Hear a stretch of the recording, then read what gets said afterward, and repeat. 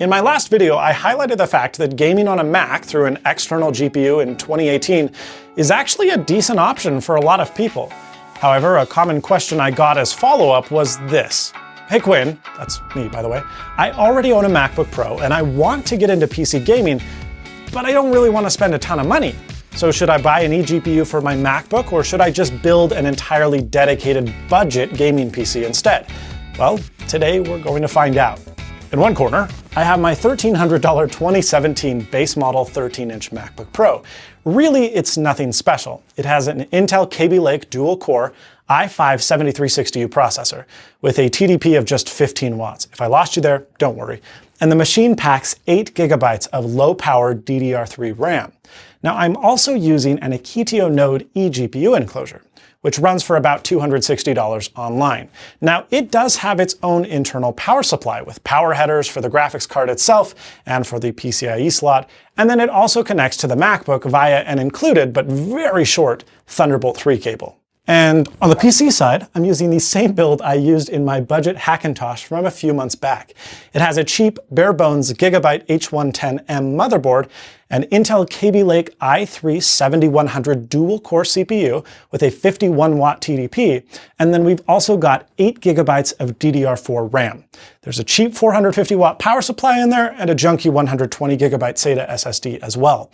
The total PC build cost without the GPU or the case with its fans is about $70 more than the MacBook's eGPU solution. But it's also an entire second computer, not just an extension of your laptop. Now, I jammed all of that hardware into a sexy modified Apple PowerMac G4 case, which I'll be using again in an upcoming Hackintosh video, so definitely get subscribed and enable notifications for that one. Now, the GPU we'll be using for testing this is an NVIDIA GTX 1080 Ti Founders Edition.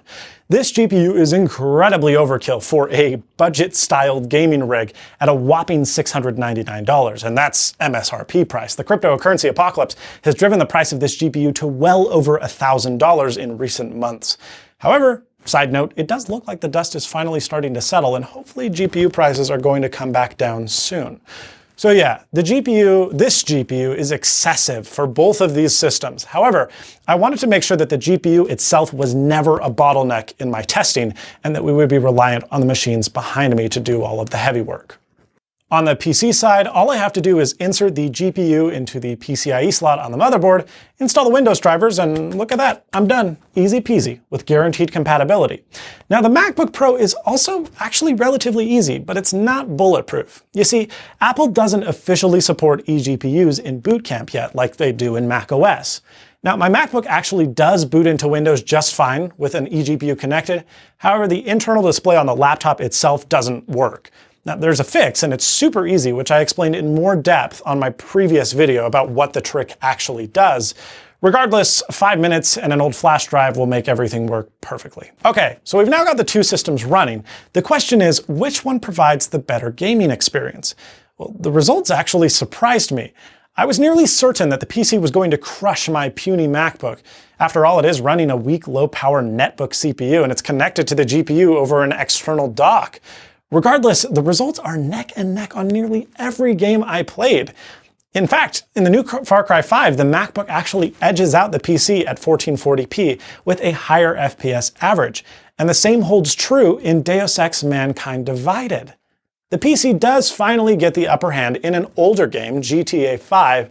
However, that's not long-lived because the crown gets taken right back to the MacBook in Wolfenstein II. So yeah, surprisingly, the MacBook eGPU combo reigns supreme. Now look, obviously PC Master Race people, if you spent another $300 on this PC towards a more respectable i5 CPU and more memory, you'd blow both of these machines out of the water, but that's not the point.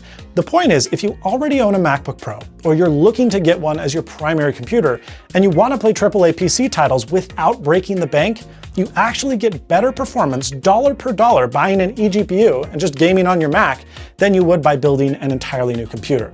That is, assuming you don't want or need a second computer, which many will opt for instead. If you enjoyed this video, please give it a thumbs up. If you didn't, well, that other button seems to work okay too. Check out some of my other awesome, crazy videos here, and get subscribed for some amazing new content that I have coming soon, this Friday actually. But most importantly, and as always, stay snazzy.